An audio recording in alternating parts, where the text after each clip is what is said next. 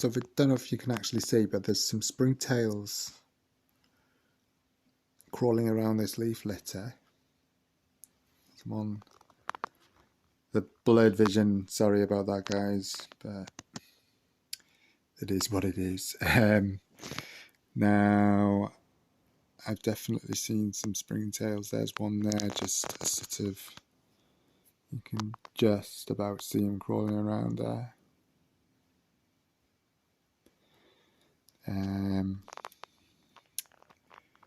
Why are springtails so good to have in an ecological setup? Well, they break down, they feed off bacteria. They also provide a food source for other insects and microorganisms within the soil and on the ground. Isopods, crickets,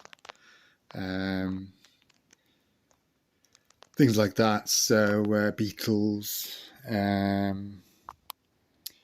but springtails are good at kind of like feeding off sort of like bacteria, fungus. They help break down organic matter. There's a couple of springtails crawling around that leaf there. So that's good to see. And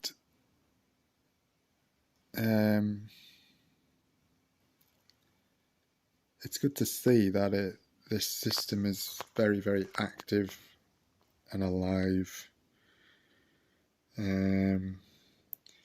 There was I don't know if you can just see in that, at the base of that sort of twig over there, there's like a black, shiny kind of body. Well, that's actually part of the remains of a dead darkling beetle, and we can see just to the left of it, there's a baby isopod crawling around. Well, only a couple of days, 3 days ago, that was a full carcass, and look how much it's been broken down. It's like it's almost gone down to nothing. So that is another sign of the biological activity going on there, breaking down organic matter, decaying matter, which gets remineralized. Now, this is another word that's new and worth knowing about in the ecological glossary. So remineralization, what is that? Well, it's basically the breaking down process of organic matter into its simplest form. Yeah, so its simplest element.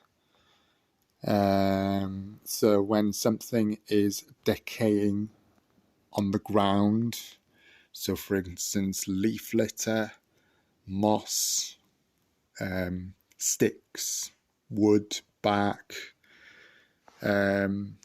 stuff like that, even stones, they weather down eventually and get broken down. Remineralization is the output from the breaking down process, so the outputs of energy through chemical elements, so like, let's just say carbon, nitrogen, phosphorus, oxygen, and sulfites. There's a good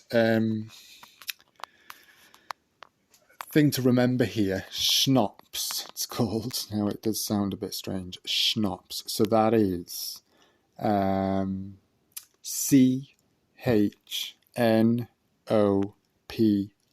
and each of those letters represent different elements. So C represents carbon, H represents hydrogen, N represents nitrogen, O represents oxygen, P is potassium, phosphorus, and S is sulfur or salts. So When processes like this happen, so like the decaying of organic matter, those elements are released or recycled or through what we call like a biogeochemical process. So like the interaction of the live bugs interacting with the decaying matter, recycled nutrients which go into the soil, and also the plants draw out those nutrients while fixing more nutrients into the soil, which also interact with the insects, because the insects feed off either the plants, the live plants, for example the leaves. So for example this leaf here, look how much that's been chomped down, yeah, while the plants feed off energy from the soil. So that's kind of like a biogeochemical process, and as part of that process we get remineralization. So remineralization is the natural processes that break down the organic matter into its simplest form, producing those elements that I mentioned, so the schnapps. Yeah. So it's important, this is why it's important to have a living soil. Otherwise it wouldn't be ecological. There's nothing wrong with just using soil and sand for decor in a terrarium if you're not comfortable with using insects and having live bugs. But that would be a naturalistic setup. It wouldn't be a fully live ecological setup. You would have to change out the substrate every month to prevent infestations of bacteria and parasites which could harm the inhabitant. Whereas in a fully ecological setup, nature does the work for you, literally, like as you can see here. It breaks down, reproduces, re-energizes to keep it all flowing. It is self-regulating, basically. There was a baby soldier fly larva, a new hatchling soldier fly has emerged today. I saw it flying around this morning, so that will have hatched from a calciworm larvae, pupating. So we have soldier flies which are reproducing in here. We have isopods which are reproducing. We have worms, earthworms. They're reproducing. They're self-sustaining. Crickets as well. I've noticed some baby crickets hopping about sometimes, so that's a sign that they're self-sustaining. The locusts. I put those in myself. I buy locusts from a shop and put those in myself. I may try and breed them at some point, but in order to breed in something like this, you'd have to have quite a few locusts in there, and they would just end up eating everything, decimating everything. I've learned from experience they are quite ferocious plant eaters, locusts. So I kind of refrain from having too many of those in here because I don't want everything to get decimated by them. So that is kind of like a little bit of an introduction into the kind of biological functions, really, of the insects and the soil, and that the elements that are produced from it.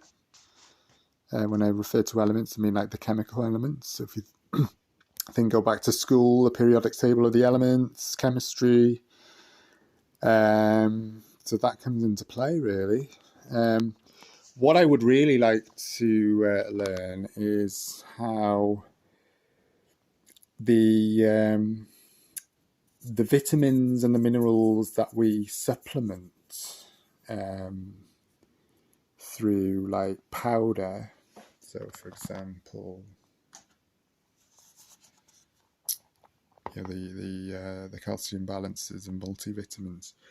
It would be interesting to learn how they are produced naturally. There's got to be a way. I mean, in nature, you don't get a person dusting insects and saying, "Here you go, gecko. Here's a nice meal for you," and then, hey presto. No, there's got to be a way in the wild of how that's processed, but I'm not too sure how it is. It's got to be via a biogeochemical process, like what I've just explained here. But that's kind of, I want to learn really how vitamins and minerals such as calcium are produced naturally.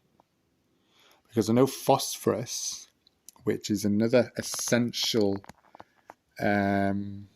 element that is beneficial for bodies and preventing MBD.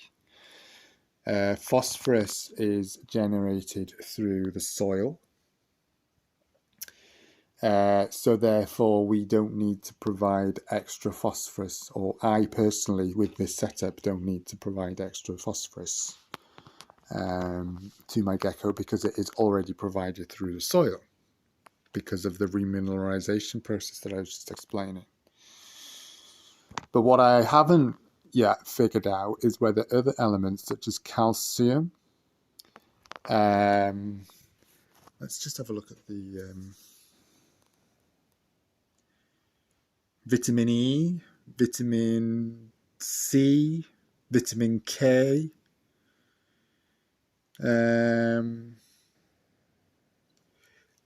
choline chloride. What exactly is that? So the other thing is I don't actually know what other things they put in these tubs. But I mean, I've always used these since owning leopard geckos, because it was just like this sort of husbandry, oh well, we've done it, this is what's done, so do it. But do I actually need to do this if those elements that provide the vitamins and the minerals are self-provided through like the plants and the soil and whatnot and the insects? So that's another kind of theory that I need to look on. There's always something with this. There's always something to learn, something to investigate. And that's what keeps it all interesting. Okay, guys, over and out.